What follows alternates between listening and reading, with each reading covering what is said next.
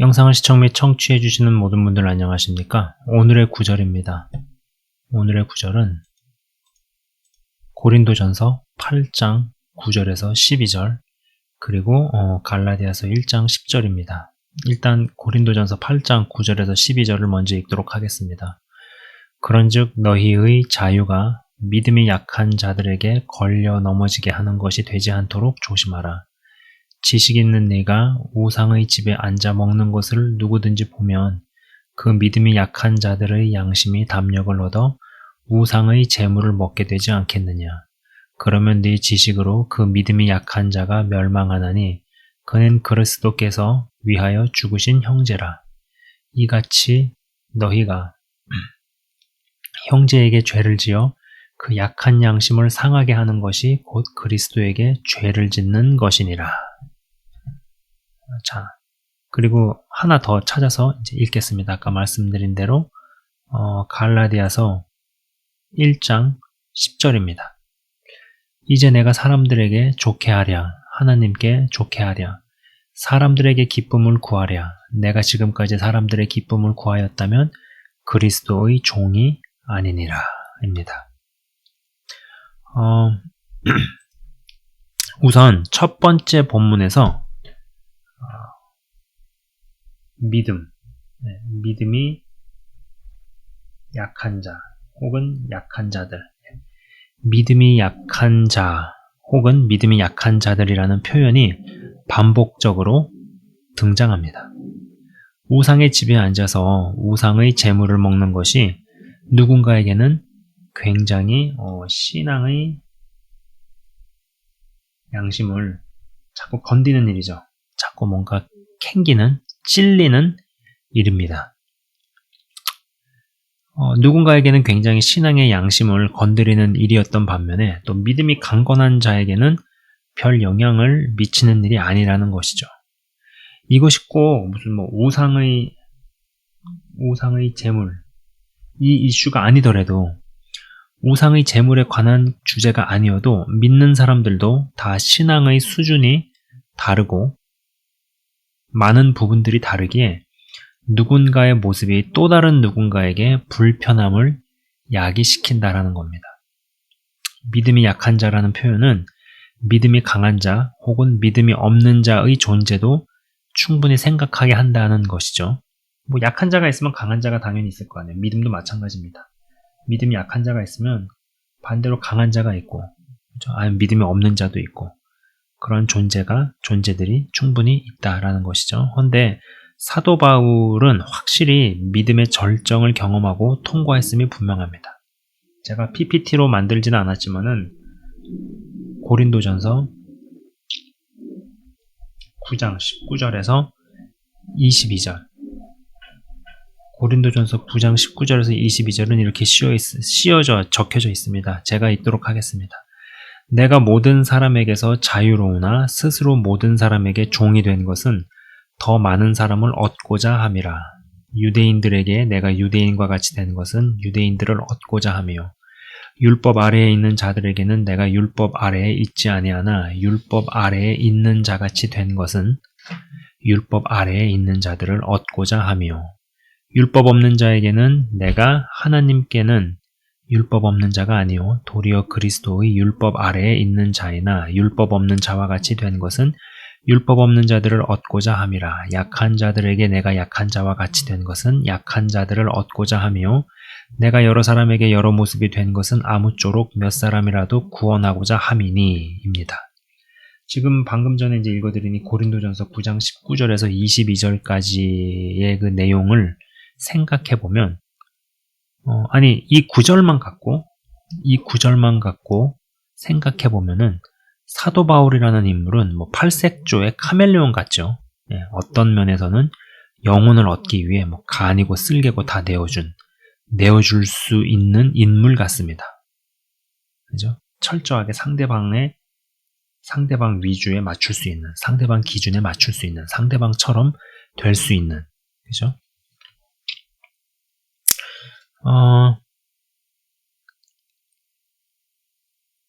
그러나 어떤 자기 중심을 잃어버리고 알맹이가 없으면 휩쓸려 다니게 되죠.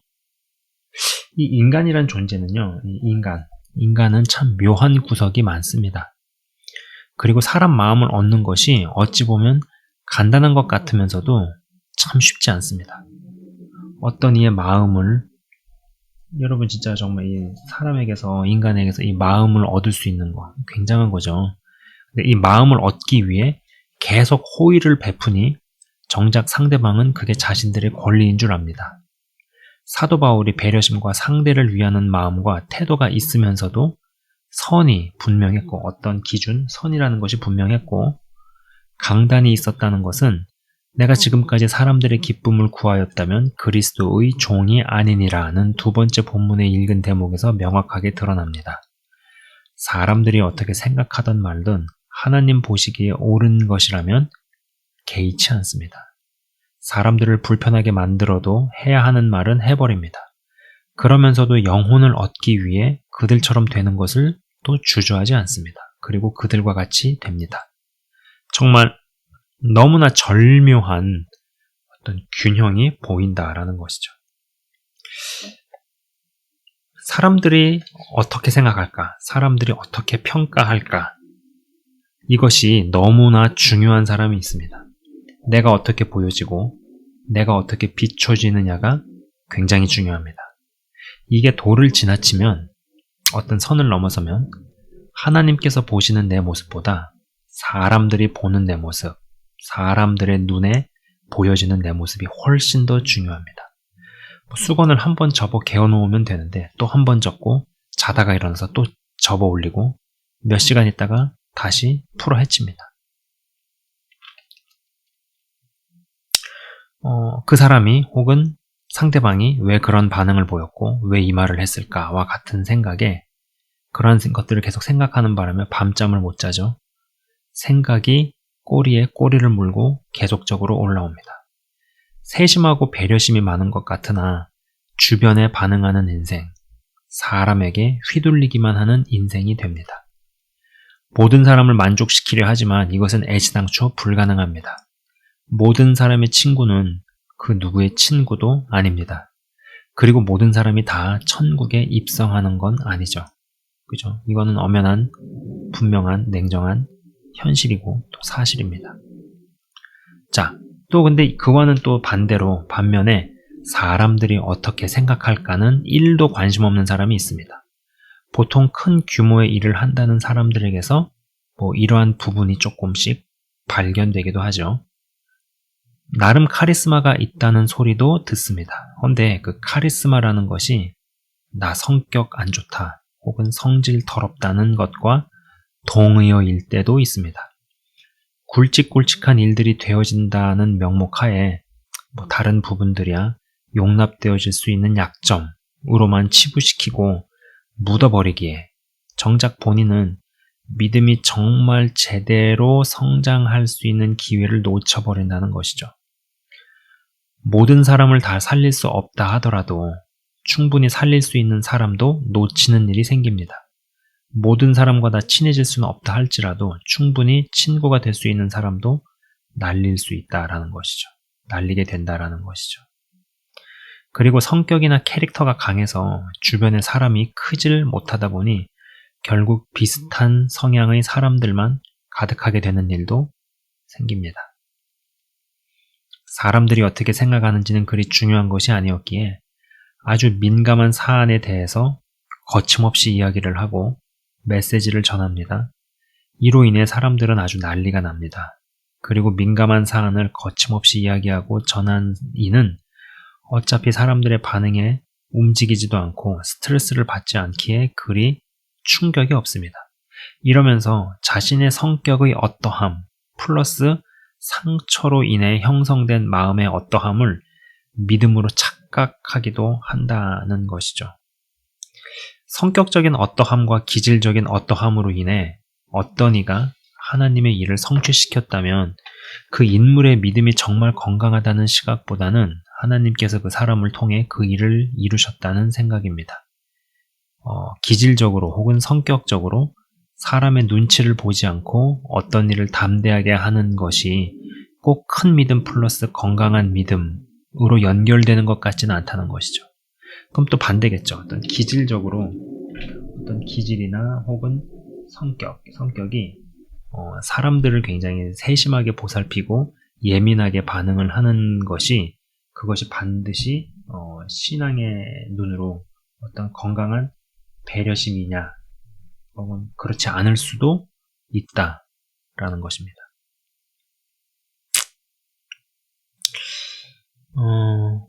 내가 정말로 믿음의 담력이 있었기 때문에 이러한 말을 거침없이 했을까를 생각해 보면은 그런 부분도 어느 정도는 있겠지만 그러나 많은 부분은 저의 어떤 성격적인 어떠함으로 한 것인데 그것이 좋은 믿음으로 비춰지게 된 부분이 있다라는 것이죠.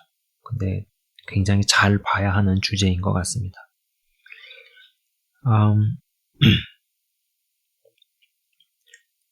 다시 한번 말씀드리지만 기질적으로 혹은 성격적으로 사람의 눈치를 보지 않고 어떤 일을 담대하게 하는 것이 꼭 큰 믿음 플러스 건강한 믿음으로 연결되는 것 같지는 않다라는 것이죠. 그럼 이 반대의 경우도 성립이 되겠죠. 그리고 아까 말씀드린 대로 그 사람의 눈치를 보지 않고 어떤 일을 담대하게 처리해버리는 것이 그러한 쪽으로 또 너무 치우치게 되면 어떻게 될까요? 좁은 길을 걸어가기 때문에 나를 핍박한다고 혹은 우리를 탄압한다고 이야기합니다만 정말로 면밀히 따져볼 때 진짜 복음을 전하고 이야기했다기보다는 자신이 자초해서 입지가 좁아지고 어려워진 경우가 제법 있습니다. 일은 본인이 저질러 놓고 하나님 운운하는 경우도 있죠. 이런 경우가 상당히 있는 것 같습니다. 그리고 그것은 딱 봐가지고 구별이 안 되는 경우도 많아요. 자, 연약한 사람과 다른 이들을 위한 배려가 어떤 타협이나 휘둘림으로 치닫게 되어서 하나님이 아닌 사람의 눈치를 구하고 살피는 자가 되어서는 안 되겠죠. 그러나 하나님만을 위한다는 명목하에 연약한 사람과 다른 이들에 대한 배려는 1도 없는 강하고 담대한 것이 기질적인 혹은 성격적 요인이 더 작용하는 것임에도 건강한 믿음인 양 통용되어서도 안 될 것입니다. 우리가 이 두 축 사이에 절묘한 균형을 갖추어야 하지 않을까요? 자, 사람들을 보면은 제가 제 자신을 봐도 보통은 조금 한쪽으로 기우는 것 같아요. 그죠? 자, 각각 쪽마다 장점이 있고요. 또 단점이 있고 여기도 마찬가지로 장점이 있고 단점이 있습니다. 근데 좀 어느 쪽으로 이렇게 좀 치우치게 되는 부분이 있죠. 그죠? 여러분은 좀 어느 쪽에 속하시는 것 같습니까? 어느 쪽 성향이 좀 더 많이 작용을 하는 것 같습니까? 우리가 사람에 대한 또 믿는 형제와 믿는 자매에 대해서 또 연약한 영혼에 대해서 아까 읽어드린 대로 사도 바울처럼 나는 그들과 되는 것을 두려워하지 않고 또 얼마든지 그들처럼 왜냐하면 사람을 더 얻을 수만 있다면 그런 것이 전혀 중요하지 않았습니다. 그러나 또 한편으로는 내가 사람을 기쁘게 하려 하나님을 기쁘게 하려 사람을 기쁘게 하면 나는 하나님의 종이 아니다 라고 이야기를 하고 있죠. 이 두 가지를 잘 보셔야 한다라는 겁니다. 사람에게 굉장히 친절하게 형제들에게 자매들에게 배려하고 세심하게 하는 것이 자기 중심이나 알맹이를 날려버리고 사람들의 평가나 시선에만 휘둘려서 하나님의 나를 어떻게 보시는가 보다 사람이 나를 어떻게 보고 생각하는가가 더 중요하게 된다면 그 배려심이나 세심함이 과연 믿음이겠느냐? 아니라는 것이죠. 또 반대의 경우로 하나님께서 하신 것만을 난 하겠다라고 하면서 그렇게 이야기를 해버리고 질러버리고 일을 처리해버리는 그런 과정 가운데서 어떤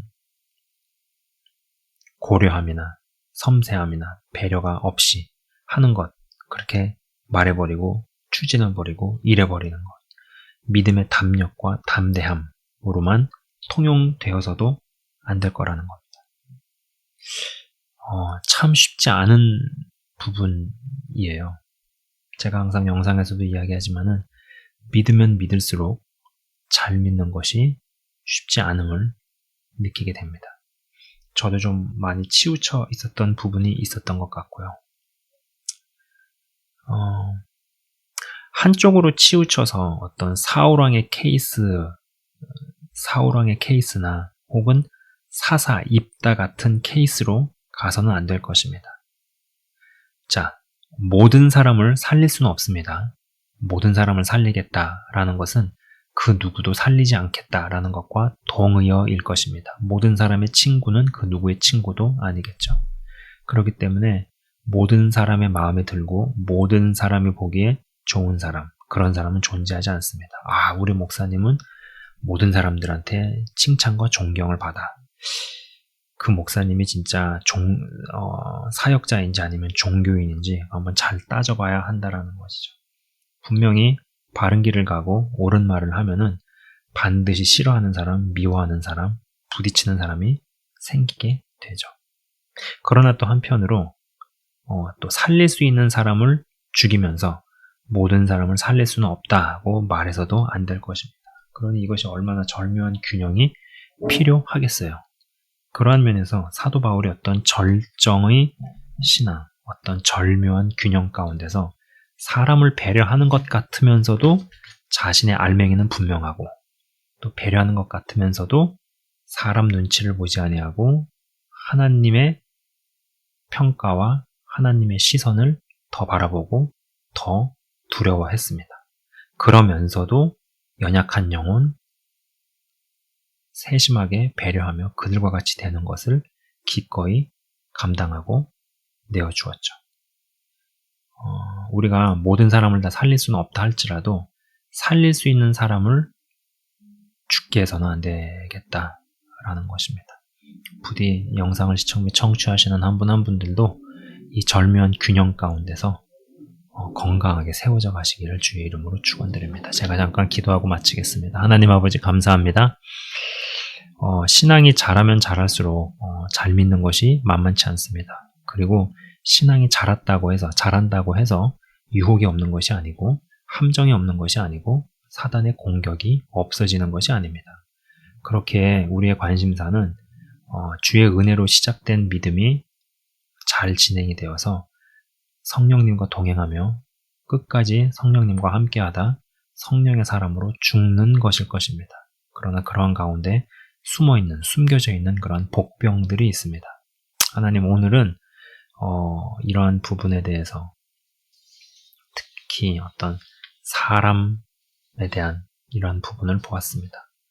하나님만을 위한다고 하면서 살릴 수 있는 사람도 제끼고 떨어져 나가게 만들고 죽이는 일이 없게 하시고, 또 그리고 사람들을 살린다고 그러한 명목하에 많은 사람들을 배려하고 살핀다라는 명분하에 중심도 잃어버리고, 그리고 모든 사람을 다 살릴 것처럼 행하지 않게 하여 주옵소서. 모든 사람을 살릴 수 없지만 살려가는 영혼들이 늘어나가며 그러한 가운데서 살릴 수 있는 사람들, 영향력을 끼칠 수 있는 사람들이 더 늘어날 수 있기를 소망합니다. 사도 바울처럼 오늘의 이 두 본문 구절, 어찌 보면은 상반되는 이 두 본문 구절에서의 절묘하고 기가 막힌 어떤 균형을 잘 갖춰나가는 한 분 한 분 다 될 수 있도록 주님 이끌어 주시옵소서. 영적으로 장성한 분량까지 이른 자들이 등장할 수 있기를 기도합니다. 주님 역사하여 주시옵소서. 영상을 시청 및 청취하시는 분들 주의 이름으로 축복하며 기도합니다. 가장 중요한 영적인 변화, 믿음의 진보를 경험케 하여 주옵소서. 주님 감사합니다. 예수 그리스도 이름으로 기도드리옵나이다. 아멘. 지금까지 시청 및 청취해 주셔서 대단히 감사합니다.